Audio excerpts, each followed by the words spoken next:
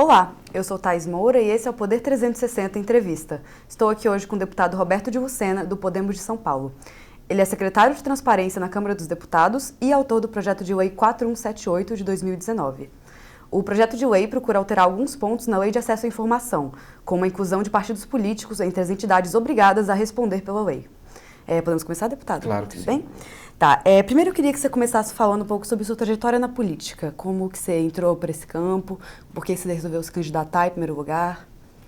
Bem, eu estou no terceiro mandato, fui candidato em 2010 pela primeira vez e me elegi deputado federal, muito em função de uma agenda que nós tínhamos naquele momento muito forte, discutida na Câmara, uma agenda que envolvia a defesa da família e outros valores.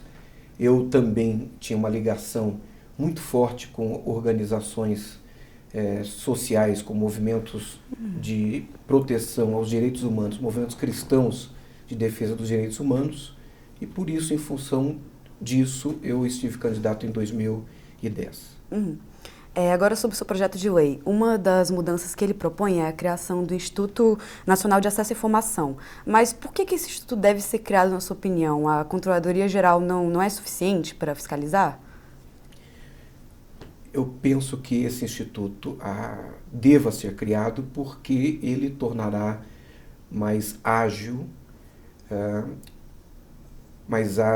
a proposta da LAI, a LAI que nós precisamos frequentemente estarmos atualizando.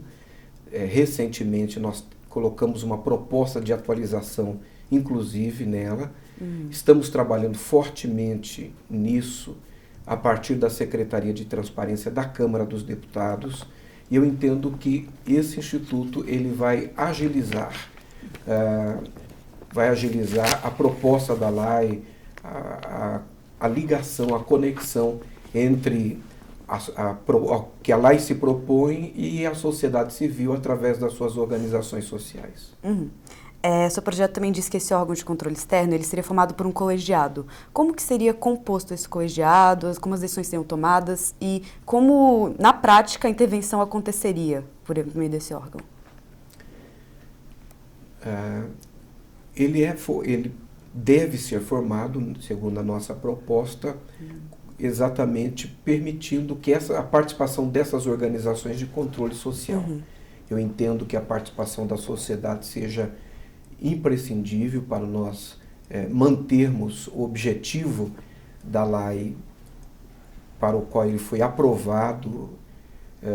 Hoje nós temos, junto com a Controladoria, e nós temos junto com as comissões da Câmara, as comissões permanentes, como por exemplo a de fiscalização financeira e controle, que se prestam a estarem suportando a LAI, nós temos a necessidade de estarmos cada vez mais envolvendo a sociedade civil, que faz um grande papel através dessas organizações sociais.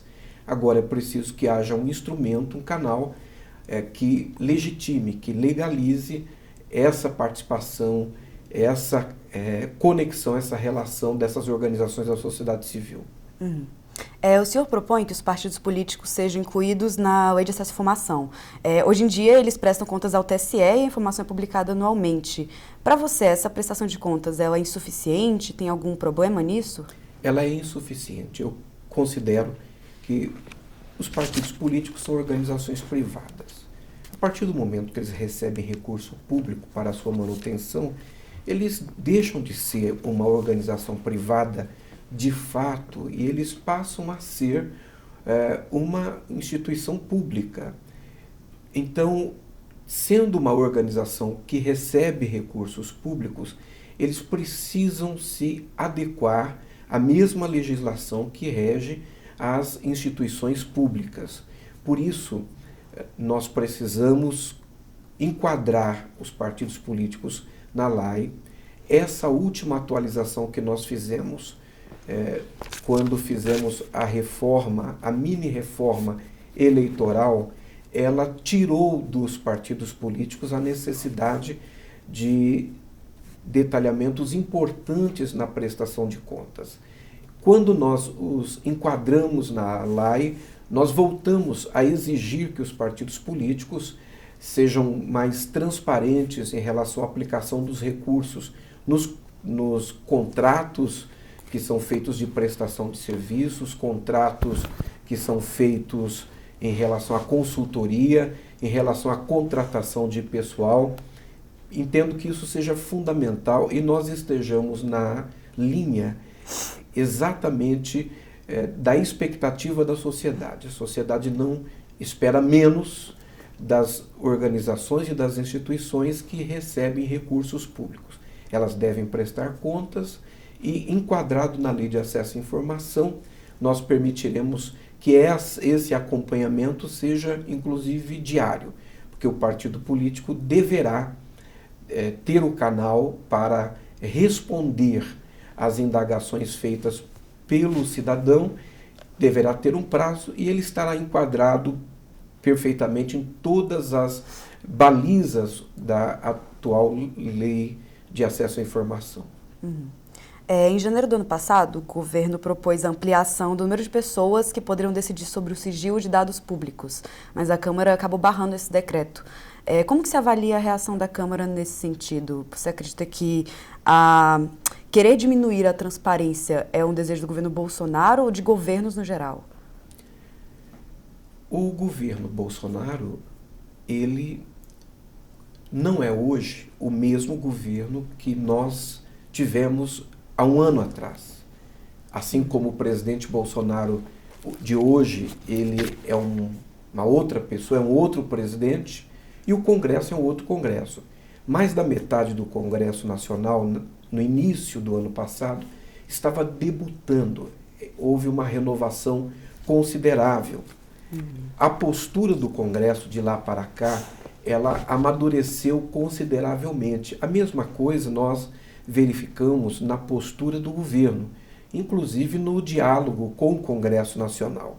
Nós estamos num caminho sem volta em relação à exigência da transparência e à prestação de contas. A sociedade mudou também. Cada vez mais ela exige e estará exigindo transparência nos atos e na aplicação dos recursos que são administrados pelos seus representantes. Por isso, não existe lugar, não existe espaço para um retrocesso, para se diminuir a transparência em relação aos atos públicos e em relação à aplicação dos recursos públicos. Eu imagino que essa discussão ela não findou, ela não terminou, mas ela poderá ser feita com mais maturidade pelo Congresso e pelo governo também. O projeto do senhor é de agosto de 2019, teve a última tramitação naquele mês, agora aguarda a designação de relator na Comissão de Trabalho, Administração e Serviço Público. Você está satisfeito com a velocidade de tramitação? Por que você acha que andou tão pouco nesse tempo? O ano passado, o ano de 2019, foi um ano de muita produção legislativa. Um ano em que a Câmara dos Deputados teve uma agenda bastante ocupada, bastante tumultuada. Dentre os temas importantes que foram tratados pela Câmara, o principal foi a reforma previdenciária. Essa agenda de reformas, ela continua nesse primeiro semestre. Nós temos a reforma tributária importantíssima, a reforma administrativa que deve ser enfrentada. Nós temos 3 PECs que são de matéria econômica, que necessariamente precisam ser tratadas nesse primeiro trimestre. Então, é de se compreender que quando nós temos esses temas que são fundamentais para a recuperação econômica e, por conseguinte, social do país, outros temas que não são menos importantes, mas eles deixam de ser tão prioritários quanto estes que dizem respeito à agenda econômica, eles tramitam numa velocidade menor. Isso é natural, mas eu tenho a expectativa de que nós avancemos, vamos dar um bom passo nesse primeiro semestre e acredito que nós, apesar de termos neste ano um calendário eleitoral que pressiona agenda do Congresso, nós vamos ter condições de discutir e de avançar um pouco mais esse ano. Não é uma discussão que eu tenho esperança de que nós vamos terminar esse ano na Câmara, mas vamos avançar significativamente. O senhor conseguiu apoio de algum partido, de algum deputado específico em relação ao seu projeto? Olha, a bancada do Podemos está absolutamente comprometida, e junto com a bancada do Podemos há uma frente de partidos e de deputados que atuam na frente de combate à corrupção, da qual eu sou presidente, e em outras frentes, e que tem no seu menu de temas prioritários a prisão em segunda instância, o fim do foro privilegiado, e também tem esse tema, o tema da transparência. Portanto, nós temos uma frente de parlamentares interessados e que certamente isso deverá ser bastante decisivo no ritmo da tramitação do projeto. Mudando de assunto um pouquinho, na semana passada a Câmara rejeitou o afastamento do deputado Wilson Santiago. E dentro da bancada do Podemos, apenas 6 deputados votaram, pelo que vimos no site da Câmara, e o senhor foi um dos que votou a favor do afastamento do deputado. Você poderia explicar por quê, melhor? Sim. Primeiro porque nós temos que ter coerência entre a prédica e a prática. E o Podemos tem tido uma prédica e uma prática de transparência, de combate à corrupção. O instrumento que foi encaminhado ao Congresso Nacional, à Câmara dos Deputados, por parte do STF, ele trouxe argumentos bastante robustos. E submeteu esses argumentos à Câmara. Eu não entendi nisso uma invasão de competência, eu não entendi nisso uma afronta à Câmara, absolutamente. Ele submeteu à Câmara as suas considerações. Agora, o que foi colocado para a Câmara são coisas muito sérias, muito graves. Nós não estávamos tratando de uma cassação de mandato. Também não havia, por parte do Judiciário, uma condenação ao meu colega.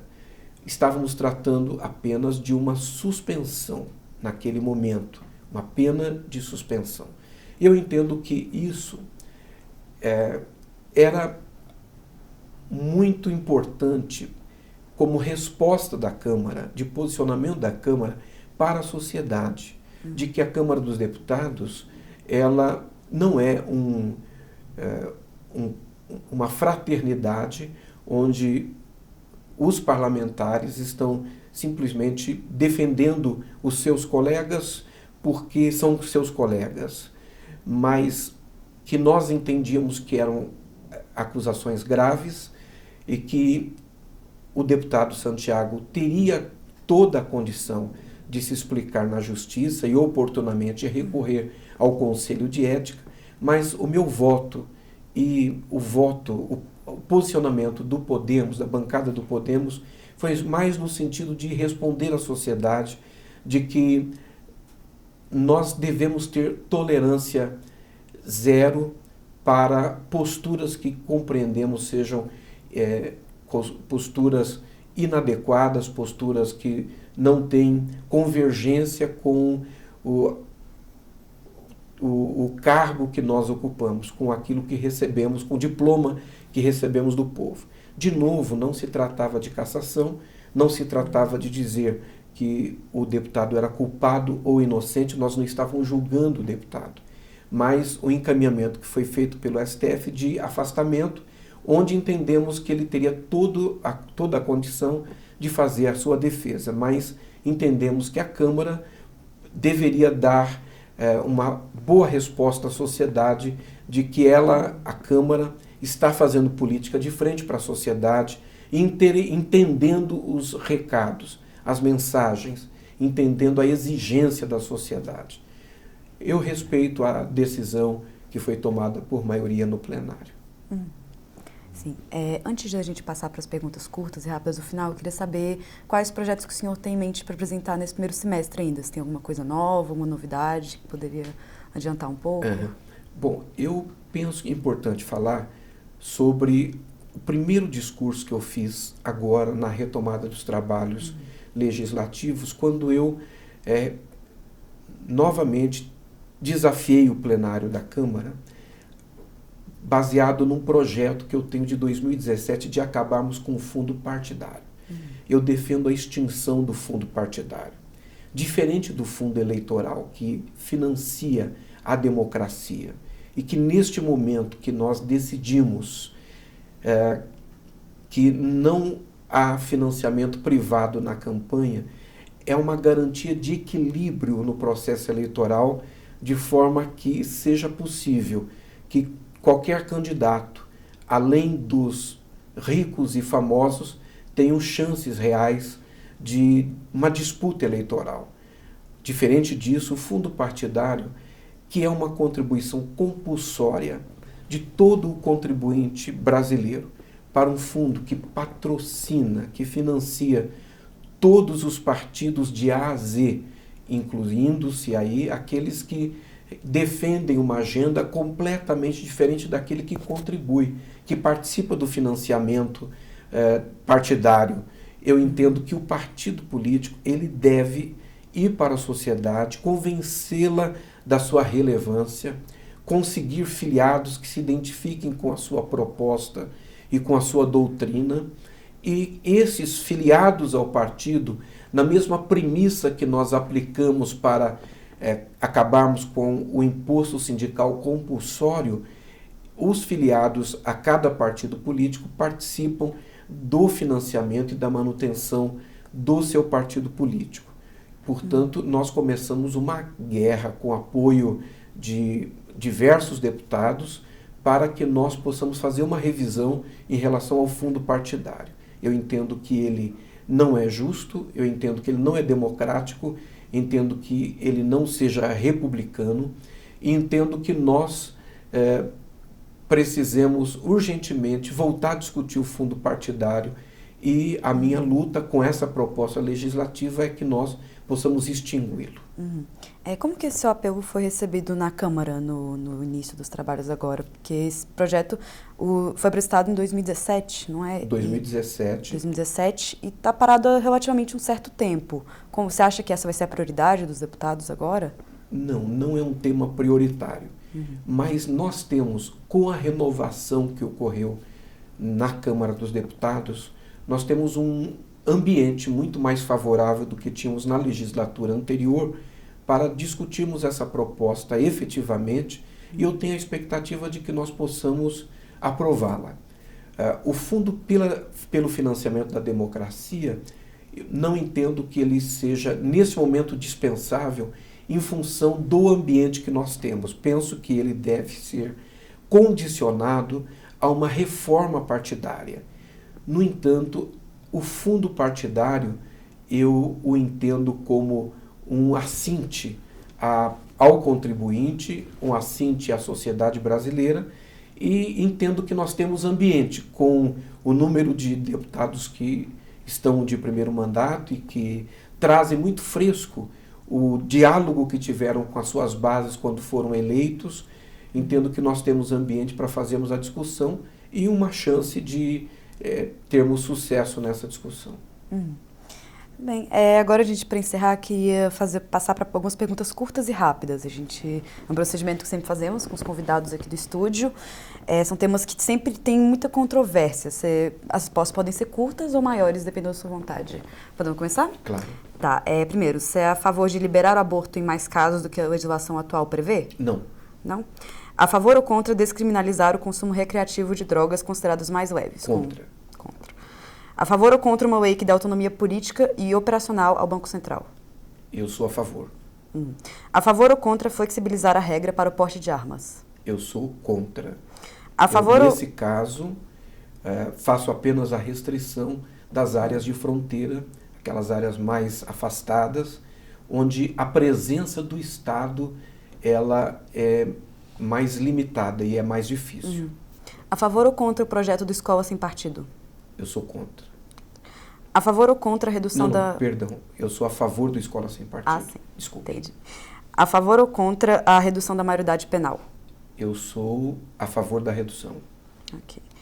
A favor ou contra a redução do número de deputados no Congresso? A favor. A favor ou contra o sistema de capitalização da Previdência? Sou contra.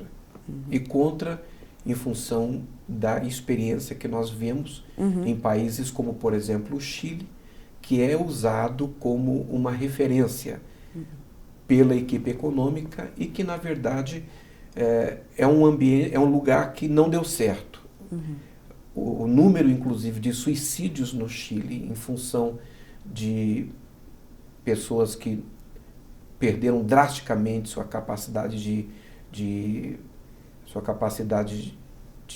compra, diminuíram radicalmente seu padrão social, é uma coisa absurda, de pessoas que são aposentadas e que se depararam com esse sistema de capitalização.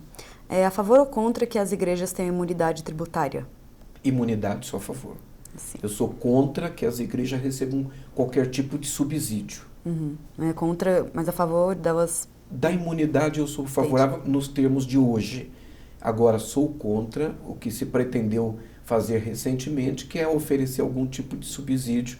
Eu entendo que a igreja não precise disso. A igreja evangélica não precisa, a igreja evangélica nunca demandou, ela nunca buscou esse tipo de favorecimento.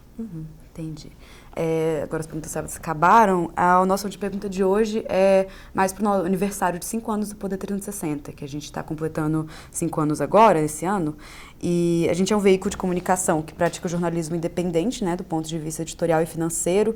E eu queria saber, para você, qual a importância desse tipo de veículo tradicional digital aqui no Brasil para fazer jornalismo?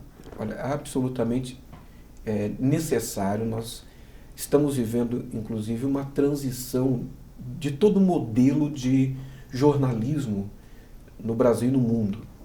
E o Poder, ele é contextualizado, ele é um jornalismo dinâmico, atualizado, tem se demonstrado independente e eficiente na sua proposta. Portanto, 5 anos de sucesso, eu quero parabenizar vocês pelo extraordinário trabalho e pelo grande sucesso. Muito obrigada, deputado, por hoje a sua entrevista. Também queria agradecer a audiência de quem estiver assistindo e até a próxima. Obrigado.